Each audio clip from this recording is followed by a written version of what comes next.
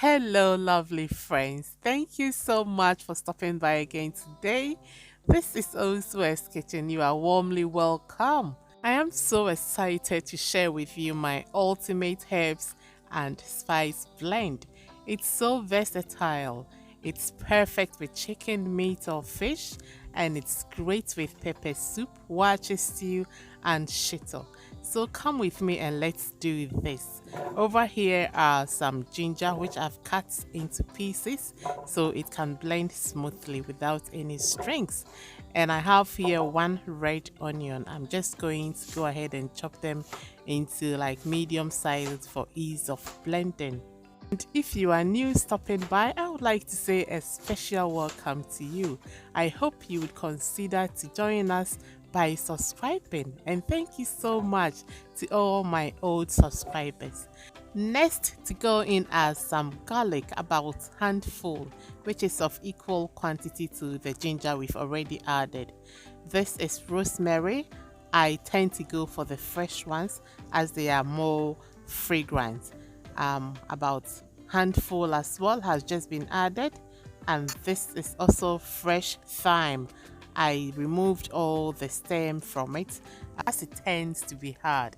And friends, I'm going to add about 3/4 of a cup of anise seeds, nkiti as known in Ghana.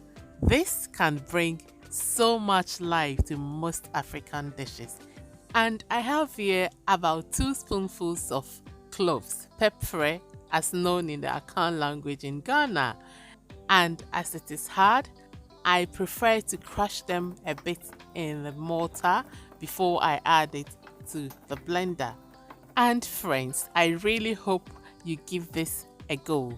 You can find most of the ingredients from your local market, but if you are abroad, just check into any Asian shops and these are in abundance. And I'm going to share with you how you can easily preserve this in your fridge for weeks without any problem. So be sure to watch the video until the end. So this is done. I'm just going to add a little bit of water to it to blend, and it's quite hard to mix. As you can imagine, there are a lot of dry ingredients in the blender, so just stop midway, give it a stir and try again until it blends. And I tend to not blend it too smoothly. Oh boy, I wish you were here right now to smell the kind of aroma that is coming out of this paste. It is out of this world. And so to preserve, I'll transfer some of it onto my mason jar to store in the fridge for weeks without any problems. The aroma, taste, and its freshness are guaranteed to stay the same.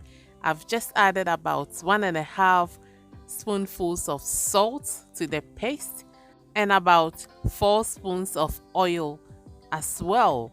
Salt and oil are great preservatives. They help to slow down molding and they are antibacterial. And since we'll be storing it in the fridge as well, it's guaranteed to stay fresh for longer. But I also freeze some in an ice cube tray, which even stores for much longer, and it's so convenient with steaming all your meat dishes. Please leave me a like on the page if you found this useful, and thank you so much. I hope to see you in my next video. Until then, stay blessed, take care, bye.